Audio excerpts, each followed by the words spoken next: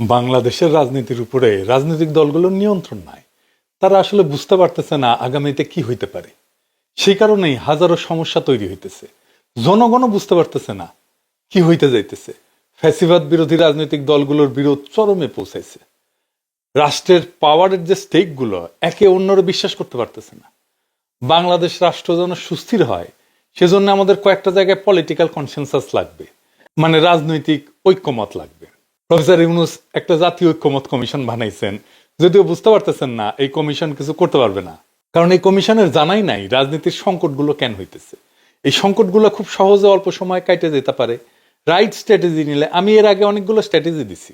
ধরেন আমি বলছিলাম তারেক রহমানকে উপপ্রধান উপদেষ্টা হওয়ার প্রস্তাব, এরপরে দিছিলাম খালেদা জিয়াকে রাষ্ট্রপতি করার প্রস্তাব, কেউ পাত্তা দেয় নাই। যাই হোক, আজকেও আমি কয়েকটা প্রস্তাব আর রাজনৈতিক কৌশলের কথা আলাপ করব। প্রত্যেকটা রাজনৈতিক দল আর প্রফেসর ইউনূস আপনারা ভাইবা দেখবেন আমার প্রস্তাবগুলা সংকট কাটানোর রাস্তা সম্ভবত পাইবে। আসেন আল্লাহর নামে শুরু করা যাক। আমাদের সংকটগুলোকে যদি আমি লিস্টি করি আর কেন এটা সংকট হয়ে উঠলো সে আলাপটা করি, তাইলে এই আলাপটা পূর্ণাঙ্গ হবে। প্রথম সংকট, ফ্যাসিবিরোধী শক্তির মধ্যে একক রাজনৈতিক মুরব্বীর অনুপস্থিতি। মানে বিএনপি বড় দল, তারেক রহমান পরিপক্ক নেতা, কিন্তু তিনি জাতির রাজনৈতিক মুরব্বী না। প্রফেসর ইউনূস রাজনৈতিক বিষয়টা যেহেতু বুঝেন না, তাই উনি রাজনৈতিক মুরব্বী হয়ে উঠতে পারেন নাই। আমি রাজনৈতিক মুরব্বী বলতে এমন একজন রাজনৈতিক আইকনের কথা বলতেছি যার ফয়সালা সবাই মাইনে নেবে, যারে সামনে রেখে সিদ্ধান্ত নিলে সেটা সবাই মাইনে নেবে এবং আস্থা পাবে। এই মুরব্বী হইতে পারেন একজনই বাংলাদেশে, খালেদা জিয়া। এই একজনই আছেন যার ফয়সালা অ্যান্টিফ্যাসিস্ট সবাই এক বাক্যে মাইনে নেবে। কেন? কারণ খালেদা জিয়াই হইতেছেন সেই নেতা, একমাত্র নেতা যার নেতৃত্বে সকল অ্যান্টিফ্যাসিস্ট শক্তি একসময় ঐক্যবদ্ধ থেকে তার নেতৃত্ব মাইনে নিছিল, রাজনীতি করছে। আমি এই প্রসঙ্গে একটা খুব ইন্টারেস্টিং গল্প বলি। আবুল মনসুর আহমেদের আমার দেখা রাজনীতির 50 বছর বয়ে আছে ঘটনাটার উল্লেখ। তখন আবুল মনসুর আহমেদ অবিভক্ত পাকিস্তানের ভারপ্রাপ্ত প্রধানমন্ত্রী। উনি ইন্ডিয়া গেছেন রাষ্ট্রীয় সফরে। তো নেহরুকে প্রস্তাব দিতেছেন যে কাশ্মীর প্রশ্নে একজন রাজনৈতিক মুরব্বীর ফয়সালা পাকিস্তান মাইনে নেবে। তো নেহেরু অবাক হইয়া জিগায়, কে সেই রাজনৈতিক মুরব্বী যার কাশ্মীর প্রশ্নে ফয়সালা পাকিস্তান মাইনে নেবে? ওনারা প্লেনে করে যাইতেছিলেন কোথায় থেকে যেন কোনখানে। তো আবুল মনসুর আহমেদ নেহরুর দিকে চাইয়া বললেন, আপনি মুরব্বী হিসাবে যে ফয়সালা দেবেন সেটা পাকিস্তান মাইনে নেবে। নেহরু তো অবাক। আবুল মনসুর বলতেছেন যে আমাদের আস্থা আছে, আপনি বেইনসাফি করবেন না। এটাই হইতেছে রাজনৈতিক মুরব্বীর ভূমিকা। পরে ওইটা আর কিছু আগাই নাই, কিন্তু যাই হোক, রাজনৈতিক মুরব্বী প্রশ্নে আমি এই গল্পটা বললাম। আর 2 নাম্বার সংকট হইতেছে রাজনৈতিক দলগুলো আর একটা রাজনৈতিক দলের সাথে বিরোধিতা কিভাবে করবে, কোন তরিকায়, এটা বুঝতে না পারা। 2টা দলের মধ্যে রাজনৈতিক বিরোধ থাকবে, খুবই ন্যাচারাল, সেজন্যই তারা 2টা দল, কিন্তু কোন কায়দায় রাজনৈতিক বিরোধিতা করবে সেটা বুঝতে পারতেছে না। বেদিশা। কেমনে নিজেদের সবচেয়ে শক্তিশালী রাজনৈতিক অবস্থানকে জনগণের সামনে তুলে ধরবে সেটাও বুঝতে পারে না। আমি আজকে কোন রাজনৈতিক দলের সবচেয়ে শক্তিশালী অবস্থানটা কি হইতে পারে সেটা আলাপটা আমি আজকে করবো না, পরে কোনো একদিন করা যেতে পারে। আজকে যে আলাপটা করব সেটা হইতেছে যে বিএনপির রাজনীতির ভুলের কারণে, ভুল রাজনৈতিক স্ট্র্যাটেজির কারণে পয়েন্ট পাইতেছে জামাত ইসলামী। এটা একটা মহা একটা তামাশার কথা। রাজনীতি করতেছে বিএনপি আর পয়েন্ট পাইতেছে জামাত ইসলাম। কেমনে? আসেন একটু বুঝে দেখি। আপনারা দেখতেছেন বিএনপি আর জামাতের মধ্যে বৈরিতা। বিএনপি কি জামাতের সমালোচনা করতে পারবে না? অবশ্যই পারবে। জামাত কি বিএনপির সমালোচনা করতে পারবে না? অবশ্যই পারবে। কিন্তু বিএনপি কি সমালোচনা করতেছে? বলতেছে জামাত স্বাধীনতা বিরোধী, রাজাকার, পাকিস্তানপন্থী। আওয়ামী লীগ তো এই একই কথা বলে জামাতকে ঘায়েল করতে চাইছিল, তাই না? পারছে? ঘায়েল করতে পারে নাই। তাহলে একই অস্ত্র দিয়ে বিএনপি পারবে? পারবে না। কারণ কি? কারণ মুক্তিযুদ্ধ যদি একটা ফুটবল লিগ হয়, আওয়ামী লীগ সেই লিগের ফার্স্ট ডিভিশনের আনবিটেবল চ্যাম্পিয়ন। 1971 বিএনপির জন্মই হয় নাই। রাজনৈতিক দল হিসেবে 1971কে পুরোপুরি ওন করা বিএনপির পক্ষে সম্ভব না। জিয়া অনেক বড় মুক্তিযোদ্ধা হইলেও জিয়া মুক্তিযুদ্ধের মাঠে কখনোই মুজিবকে অতিক্রম করতে পারবে না। জিয়া নিজেই স্বাধীনতার ঘোষণা দিয়েছিলেন মুজিবকে মহান নেতা বাইনা। বিএনপি মুক্তিযুদ্ধে ফুটবল লিগের সেকেন্ড ডিভিশনের প্লেয়ার। তাই আওয়ামী লীগ জামাতের বিরুদ্ধেই ক্যাম্পেইন করে রাজাকার বইলা, পাকিস্তানপন্থী বইলা যে পয়েন্ট পাইছে তার অর্ধেক পয়েন্টও বিএনপি পাবে না। বিএনপি আওয়ামী লীগের ফেলে দেওয়া অকার্যকর অস্ত্রকে দিয়া জামাতকে ঘায়েল করতে পারবে না, লিখে রাখতে পারেন। বরং বাংলাদেশের মানুষ জানে মুক্তিযুদ্ধ শব্দটা আওয়ামী লীগ আর ইন্ডিয়ার বিশেষ পছন্দের বিষয়।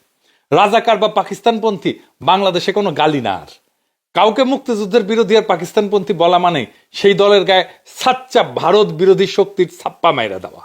এডিটর সাহেব আজকে একটা ছাপ্পা দিয়ে দেন, পজিটিভ ছাপ্পা, জামাত আর শিবিরকে সাচ্চা ভারত বিরোধী দেন ছাপ একটা। হ্যাঁ, আর একটা দেন, এবার আর একটা দেন ছাপ। বিএনপি যতবার বলবে রাজাকার মুক্তিযুদ্ধের বিরোধী, ততবার জামাত আর শিবিরের বাক্সে পয়েন্ট জমা হবে। এডিটর সাহেব দেন ছাপ্পা মাইরা, পয়েন্ট জমা হইতেছে। রাজনীতি করে বিএনপি আর পয়েন্ট পায় জামাত, আবার ছাপ্পা মাইরা দেন। বিএনপির যারা অ্যান্টি ইন্ডিয়ান ভোটার তারা বিএনপি থেকে মুখ ঘুরাই নিতেছে।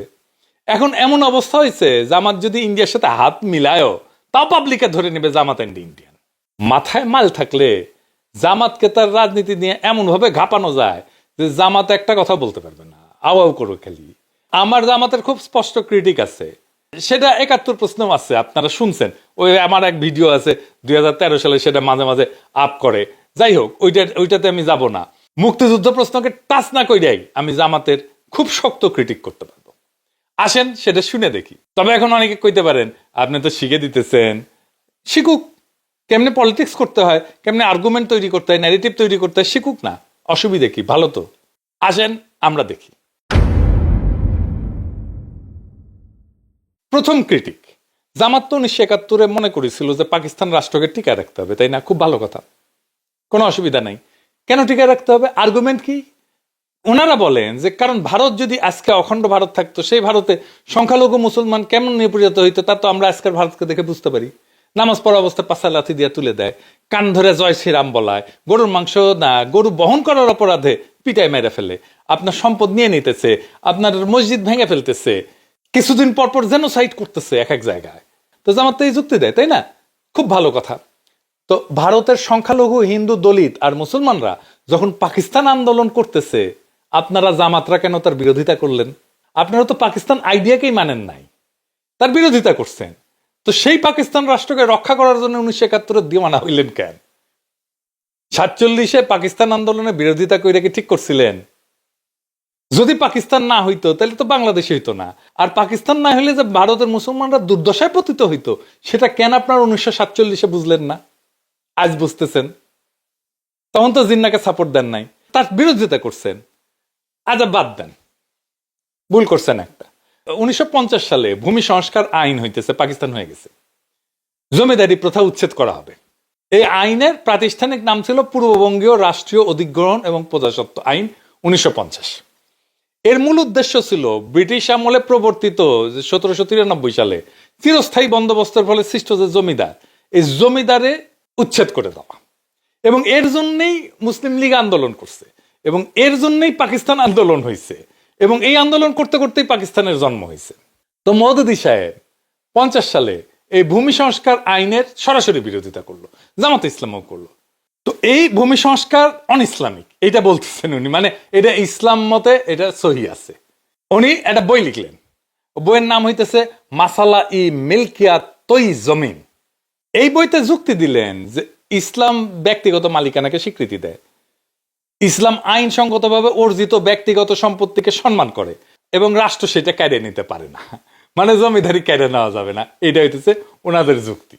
আচ্ছা, হাজী শরীয়তুল্লাহ, তিতুমির, ফকির মজনু শাহ, নুরুল দিন, এরা জমিদারি উচ্ছেদের লড়াই করেননি? জীবন দিয়ে দিছে না ওনারা? আর জমিদারি উচ্ছেদ যখন হবে তখন আপনি তার বিরুদ্ধে দাঁড়াইতেছেন। বাহ, কি তামসা! আপনি তিতুমিরের বাঁশের কেল্লার নাম দিয়া ফেসবুকে বিপ্লব করতেছেন আপনার তরুণ সম্প্রদায়কে দিয়া, কিন্তু আপনি তো তিতুমিরের লড়াইকে অন করলেন না। বাস্তবে যখন একটা রিয়েল লাইফ রাজনৈতিক সিদ্ধান্তের বিষয় এসে দাঁড়ায়, আপনি তখন সঠিক সিদ্ধান্ত নিতে পারেন না। দেখেন, আমার ১৯৭১ টাইনে আনতে হইল না। এইটাই তো রাইট পলিটিক্যাল ক্রিটিক। এবার আসেন দেখি বিএনপি কে কেন জামাত বিরোধী স্ট্যান্ড নিতে হইল।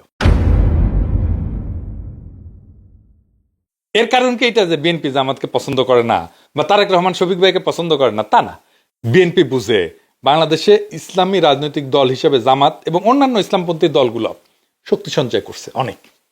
তারা মনে করতেছে এইটা এখন এই ইসলামীপন্থী দলগুলোকে বিএনপি একা সামলাইতে পারবে না, তাই তার বাম লাগবে, আওয়ামী লীগকে লাগবে। সেই জন্য কিন্তু আওয়ামী লীগকে নিষিদ্ধ করতে চায় না বিএনপি প্রথমে, এবং এই করতে যায় জামাতকে আওয়ামী ন্যারেটিভ দিয়ে ঠেকাইতে গেছে বিএনপি, এবং জামাতকে আওয়ামী ন্যারেটিভ দিয়ে ঠেকাইতে যাওয়ার ফল হইতেছে 15ই আগস্টে কালচারাল ফ্যাসিস্টদের হাউকাউ দেখছেন না? কাইন্ডা কাইটা শেষ মুজিবের জন্য। আওয়ামী লীগ ছাত্রলীগের ঝটিকা মিছিল বড় হওয়া দেখতেছেন না, এর দায় বিএনপির মুক্তিযুদ্ধ মারা নেই। বিএনপি যত বেশি মুক্তিযুদ্ধ চালাবে, আওয়ামী লীগ তত বেশি শক্তিশালী হবে নানা ফ্রন্টে। লিখে রাখেন। তাহলে বিএনপির এই শঙ্কা দূর করবে কে? এই জন্যই তো বিএনপি গণপরিষদে ভোট করতে চায় না, কারণ মনে করে গণপরিষদে ভোট কইরা যদি আমরা সংখ্যাগরিষ্ঠতা না পাই, সংবিধান যদি ইসলামপন্থীরা বানায় ফেলে তাইলে কি হবে। সেই জন্য 72-এর সংবিধান বাতিল চায় না। ওর সমস্যাটা তো ওইখানে। আবার ভাবে ইসলামপন্থীরা ক্ষমতা এসে যদি ইসলামী রাষ্ট্র বানায় ফেলে তাহলে কি হবে, সরকার ব্যবস্থা কি হবে। এটা নিয়ে সবাই ঐক্যমত হয়েছে যে সংসদীয় পদ্ধতি চলবে। আমি বলি আপনারা লিখে রাখতে পারেন, এই সংসদীয় পদ্ধতি ফেল করবে। 50 বছর পরেও যদি আমার ভিডিওটা দেখেন কেউ, তাহলে এই কথা সত্য হবে, তখন বুঝবেন আমি 50 বছর আগে এই কথা কয়ে গেছিলাম যে এটা ফেল করবে। এইটা আবার ফেল করবে। সারা দুনিয়ায় সংসদীয় পদ্ধতি যে সমস্ত দেশে কাজ করে, ফাংশন করে, সেই সমস্ত দেশে রাজা আছে অথবা কিং আছে। যে সমস্ত দেশে রাজা নাই বা কিং নাই, সেখানেই সংসদীয় পদ্ধতি ফেল করবে। এটা নিয়ে আমার একটা এপিসোড আছে, দেখে রাখতে পারেন। বাংলাদেশের জন্য দরকার রাষ্ট্রপতি শাসিত পদ্ধতি, এবং এইটা একটা সিটিংয়েই হয়ে যেত, 1 ঘন্টার সিটিংয়ে। আলী রিয়াজকে দিয়ে ঐক্যমত কমিশন বসছে, ঘন্টার পর ঘন্টা মিটিং করছে, দিনের পর দিন মিটিং করছে, কোনো সলিউশন আসতে পারে না। খালেদা জিয়ার প্রফেসর ইউনূস, এই দুইজন মিলে বসে এটা সলভ করতে পারে 1 ঘন্টার মধ্যে।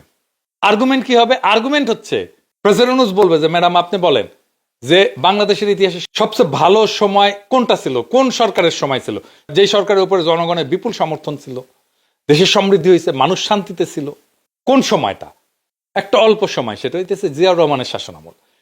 তাহলে জিয়াউর রহমান কেন এত ভালো করছে? অনেক ওনার ক্যাপাসিটি আছে, কিন্তু তারপরে ওনার ম্যান্ডেটটা ছিল কি? ম্যান্ডেট ছিল সংবিধান। তাহলে জিয়াউর রহমান যেই সংবিধানের ম্যান্ডেট নিয়ে ওই সময় একটা স্বর্ণযুগ আমাদেরকে উপহার দিছে, ওই সংবিধানটাকে চালু করি, তাহলে তো রাষ্ট্রপতি শাসিত পদ্ধতি চলে আসে। আর জামাতের প্রশ্ন, জামাত কি করে ফেলবে, ইসলামপন্থীরা কি করে ফেলবে? বিএনপিকে এটা বুঝতে হবে, জামাতে ইসলামী মতো ইসলামিক দল বাংলাদেশের জন্য শুধু না, সারা পৃথিবীর জন্য একটা উল্লেখযোগ্য ইসলামী রাজনীতি করতেছে। কি সেটা? তারা মডার্ন রিপাবলিকের ফ্রেমওয়ার্কের মধ্যে, পলিটিক্যাল ফ্রেমওয়ার্কের মধ্যে রাজনীতি করতেছে। এইটা পৃথিবীতে খুব অল্প সংখ্যক, সামান্য সংখ্যক ইসলামী রাজনৈতিক দল করে। পৃথিবীতে খুব বিরল এরকম রাজনৈতিক দল। এই জামাতে ইসলামের ভয় পেয়ে লাভ আছে? সে তো ধরেই নিছে যে সে এই মডার্ন রিপাবলিকের ফ্রেমওয়ার্কের মধ্যে রাজনীতি করবে। তো এর মধ্যে রাজনীতি করলে তার ঠেকানোর কি আছে? এইবার আসেন ওয়াকারের প্রশ্ন। ওয়াকার প্রশ্নে একটা অস্বস্তি আছে সারা দেশে। এই প্রশ্নটা কিন্তু খুব জটিল, খুবই কমপ্লেক্স একটা বিষয়। মানে যদি ধরেন বাংলাদেশে সবচেয়ে বেশি খারাপ অবস্থা কে আছে, একজন মানুষ, এটা হইতেছে ওয়াকার। কারণ ওয়াকারের উপরে সবাই বিলা, আমরাও বিলা, হাসিনাও বিলা। হাসিনারে পলায় যেতে দিলেও, আওয়ামী দুর্বৃত্তদের পালায় যেতে দিলেও হাসিনা বিলা তার উপরে, কারণ হাসিনা মনে করে ওয়াকার চাইলে তারে রক্ষা করতে পারতো, কিন্তু করে নাই। এই সমস্যাটার সমাধান করা যেতে পারে একভাবে। সব রাজনৈতিক দল খালেদা জিয়ার উপরে আস্থা ন্যস্ত করে বলবে যে আপনি ম্যাডাম আমাদের পক্ষ হইয়া তারে গ্যারান্টি দেন, মানে ওয়াকারকে গ্যারান্টি দেন যে ওয়াকারের ভবিষ্যৎ নিরাপত্তা আমরা দেখব, তার যেন কোনো সমস্যা না হয় এটা আমরা দেখব। ওয়াকার নিজে গেছে খালেদা জিয়ার সাথে দেখা করতে। হ্যাঁ, খালেদা জিয়া হয়তো বলছেন কি বলে নাই আমি জানি না, কিন্তু খালেদা জিয়া যদি সমস্ত রাজনৈতিক দলের ম্যান্ডেট নিয়ে নিজে গ্যারান্টার হয়ে ওয়াকার সাহেবকে বলে, তাহলে ওয়াকার সাহেব ঘুটু করার কথা চিন্তা করা বাদ দিয়ে দেবে। বাংলাদেশের আগামী সময়গুলো কিরকম ভাবে যাবে সেটা নিয়ে নানা অনিশ্চয়তা শুধু রাজনৈতিক দলকে না, জনগণকে চিন্তিত করছে, বিচলিত করতেছে, বিপর্যস্ত করে রাখছে। বাংলাদেশকে সুস্থির করা দরকার, অহেতুক সংঘাত বন্ধ করা দরকার, এর জন্য সচেতন প্রচেষ্টা নেওয়া দরকার, এবং এই কাজে খালেদা জিয়াকে যুক্ত করা দরকার। দেশের মানুষকে চিন্তামুক্ত করার জন্য প্রফেসর ইউনূসকে দায়িত্ব নিয়ে এই কাজগুলো করতে হবে। বাংলাদেশের সামনে আজকে যে অচল অবস্থা, যে অনিশ্চয়তা, সেটা কোনো অমোঘ নিয়তি না, এটা মূলত ভুল কৌশল, অনাস্থা আর নেতৃত্ব শূন্যতার ফল। এই সংকটের সহজ এবং দ্রুত সমাধান আছে যদি রাজনৈতিক দলগুলো নিজেদের গোড়ামি আর ভয়কে অতিক্রম করে জাতীয় স্বার্থে ঐক্যবদ্ধ হইতে পারে। ফ্যাসিবাদ বিরোধী শক্তিগুলোকে এমন একজন মুরব্বীর পেছনে দাঁড়াইতে হবে যার সিদ্ধান্তকে সবাই নির্দ্বিধায় মেনে নেবে এবং যার গ্যারান্টিতে সবাই আস্থা রাখবে। আজ আমাদের সামনে দুইটা পথ খোলা, একদিকে বিভক্তি, ভয় আর ক্ষমতার দ্বন্দ্বে ডুবে গিয়ে দেশকে আরো অনিশ্চয়তার দিকে ঠেলে দেওয়া, আর একদিকে পারস্পরিক আস্থার ভিত্তিতে নতুন এক গণতান্ত্রিক চুক্তি তৈরি করা বাংলাদেশকে স্থিতিশীল, শক্তিশালী এবং মর্যাদাশীল রাষ্ট্রে রূপান্তর করা। আসেন আমরা দ্বিতীয় পথটা বেছে নিই। সংকট না, সমাধানের দায়িত্ব নিই। বিভাজন না, ঐক্যের পতাকা তুলি। ইতিহাসের এই সন্ধিক্ষণে আমাদের প্রত্যেকটা সাহসী পদক্ষেপ ভবিষ্যৎ প্রজন্মের জন্য আশার আলো হয়ে উঠতে পারে। বাংলাদেশকে স্থিতিশীল করার এই মহান কাজটা আর কালক্ষেপণ না, আজই শুরু করা দরকার। আল্লাহর নামে, মানুষের নামে, রাষ্ট্রের ভবিষ্যতের নামে। ইনকিলাব জিন্দাবাদ।